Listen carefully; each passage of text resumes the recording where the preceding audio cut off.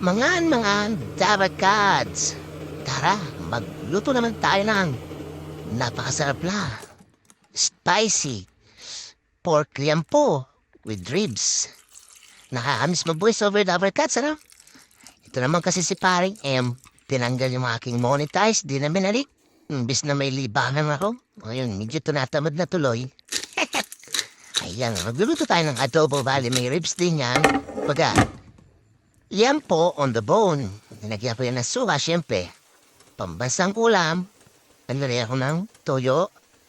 No seasoning, sikreto ng mga gwapo. Syempre, after 45 minutes, doon siya lumambot. Hindi ko yung hinalo. Kasi pag hinalo ko yan, ganyan yung adobo ko, mabuboy yung suka.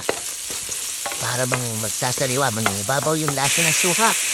Tapos, ginasa ko yan sa konting mantika lang. Siyempre, chili ulit, bawang at sibuyas. Tapos, nag-relit ako ng dalawang spicy, super spicy chili. Tapos, tinustos ko siya. Yung dito ko muna ng konti yung kanyang laman. Nung nagmantika na siya, nilagay ko yung kanyang sauce or sabaw ng adobo.